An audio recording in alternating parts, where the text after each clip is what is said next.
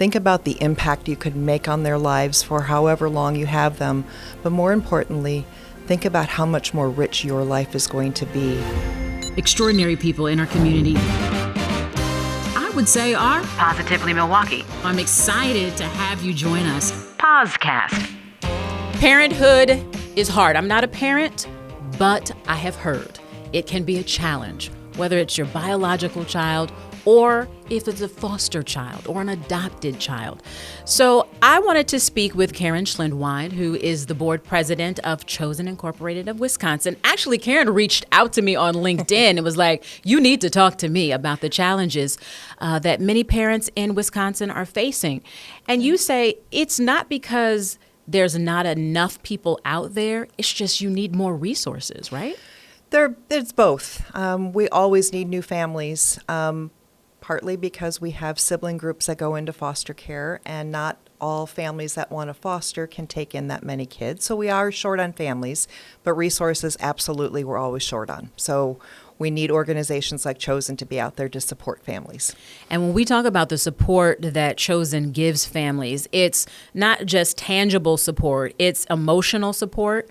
And what does that look like? Absolutely. Well, outside of the tangible and the emotional and the spiritual support that we provide, we also provide community support.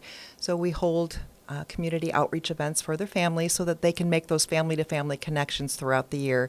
And then we also connect them with other community resources. We do a lot, but we don't do everything, and we don't want to be good at everything because we just need to pick our lane. So we have learned to make connections with other organizations that we've partnered with, and that helps our families out as well.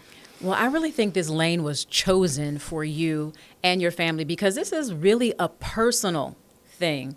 Share with me how this organization was birthed.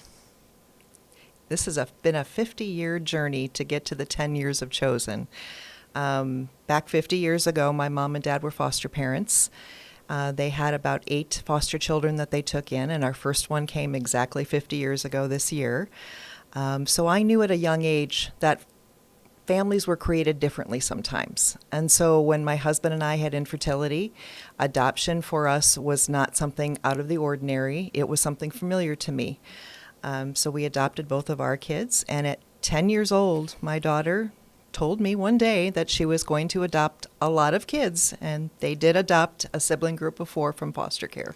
And from that adoption, from that prophesying over herself, she and her husband co-founded Chosen. Yes, right before their first placement, they had 30 minutes to prepare, and that was the first indication of a need that was out there because they had nothing. And so we can fill that need for new-time foster parents, but also for those that are continuing on and need resources throughout the time that they have children and even into adoption. And when you talk about we can support them, you have a huge warehouse in Waukesha that houses clothes, toys, educational items for these kids at no cost to these parents? That's correct. We moved into this particular facility about 3 years ago, and it's been amazing, and really just about anything you can think of, and things that we don't necessarily even have there. Car seats, height chairs, that type of thing. We order those for the families as we have funding, and we send them to them so they're brand new and they can last them for quite a long time as well. Now, you are in Waukesha, but you help all over the county, I'm assuming. We have helped families in 13 counties in southeastern Wisconsin, primarily Waukesha and Milwaukee counties. Wow. And you were saying that in help, it's still hard for people to get to you. It is. We've had a West Dallas location for a couple of years, and while we have helped a lot more families because of that location, what we have been finding is that even though we are closer to a lot of our families, there are still a lot of barriers that prevent them from being able to come into a location. So we birthed the concept of the mobile family closet that we are currently rolling out and hoping to put into action by the end of the year. And that will be something that we can go to events that our families are at, or to businesses or church parking lots Just in pull the up. areas. That's right. That's right. And then we'll be able to get to the hot spots of where our families are, and we can bring the resource to them closer to where they're at. And your husband is on the capital campaign to make this happen. What does it cost to bring a mobile closet to fruition? Our first year budget for this particular project is $132,000, and that includes part of our staffing and other things, but just the truck itself and all of the startup is about $80,000 or $85,000. So it's a lot of money. But we are also not going to have the brick and mortar expense that we have, so the rental expenses will go away for all but our Waukesha location. And so we think that this is more of a scalable model for us to be able to help other counties and other areas down the road. And you talked about community. Tell me, how does it feel when you have these community events and you see all of these families coming together to just be a family and enjoy that? It's amazing. One of our largest events every December is called Toypalooza. We have over 300 people that come, and we give a wrapped toy to the kids that come. We also have a pop-up family closet that comes in, and they can shop for their winter gear, their coats, their boots, all of that stuff. There are toys or games and all sorts of fun things that happen. And to see the community connections, the family-to-family connections, the child-to-child connections, the kids know that they're not alone, that they're not in this journey by themselves. The families know that there are other families that are going through these situations like they are.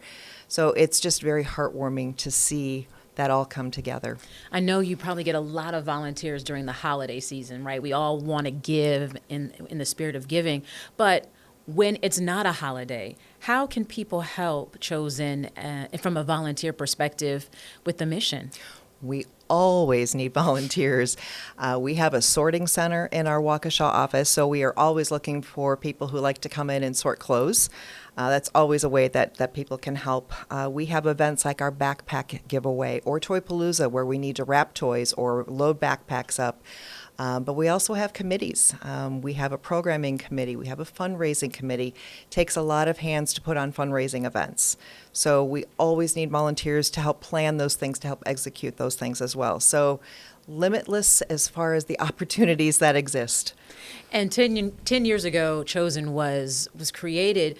Did you think that you would be in such a role that you're in now, other than just being that supportive mom saying, yeah, go ahead, I believe this is a really good idea? I was very blessed. My husband told me 10 years ago, right around the time that Chosen started, it's time for you to retire and go pursue your passion, because this has been my passion. I have been in an infertility and adoption support ministries for years, but this was kind of my passion. So I got to be the first executive director. My daughter came on board, and she became the director, and I've been the full-time volunteer that does anything that I need to do. And it's just been an absolute blessing to watch, not only as our programs have grown, but we've gotten to grow up with the families. The kids are getting to be older now, and we've got to see them for a big chunk of their lives now. And it's just so amazing to me. I stand in awe every day of just wondering how I've been so lucky to be able to do this. And it's so great that your husband was in tune to affirm what he saw in you as your passion, but even more so, out of babes will speak, right? It was your daughter that really had this vision that was your passion. Absolutely. The interesting thing is that my husband and I had the idea to create something like Chosen about 20 years ago. We had a business plan, and the doors just shut down on that. So our daughter and son-in-law took that business plan 20 years later, and they made it a reality. And so we used that same structure and just made it relevant to what it is today, and it became Chosen. What have you learned from that life lesson? I have learned to always have hope that maybe something isn't going to turn out the way that we think it is, but that there's going to be a silver lining. There's going to be something beyond it. I have learned that God doesn't make mistakes, and sometimes it's a matter of timing, and sometimes it's a no, but later on it could be a yes. And that is encouraging, because for for people, whether it's dealing with foster kids or adopted kids, just that message of it's not a no, it's just not right now. Right. And then for it to come full circle through even your own Right. is awesome. Just the fact that along the way we had 4 grandchildren that came to us through adoption, and then another bonus baby after that. That's been an absolute joy of my life that I can't even fathom sometimes that this is my life. So it's been pretty incredible. And so as you guys go forward, what does the next 5-10 years of Chosen look like other than the mobile closet? Yeah, we want to reach as many families as we can. We want to be very good at what we do. We want to stay in our lane, like we talked about. We don't want to necessarily expand to the point that we're doing too much. But we want to find the areas that we can help people. We want to fine-tune what we're doing, and we want to figure out how we can reach more of them. If there's someone who is listening and, on the fence about becoming a foster parent, an adopted parent, what would be your words of wisdom and encouragement? I have a lot of people that say to me, I couldn't be a foster parent because if they left, it would be really hard. What I've said to them is a couple of things. Think about the impact you could make on their lives for however long you have them. But more importantly, think about how much more rich your life is going to be.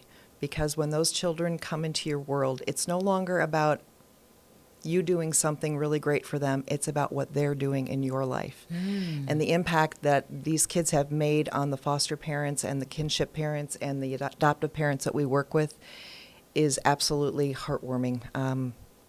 I've heard so many stories that they just can't believe that they have made that thumbprint on that child. And maybe the child has only been there for a few months or a couple of years or forever.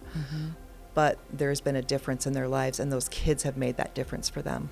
I love it. So Karen, again, if people want to learn more about Chosen, where can they go? They can go to our website at www.choseninlove.org. Well, I appreciate you for reaching out to me on LinkedIn because this really was a conversation we needed to have.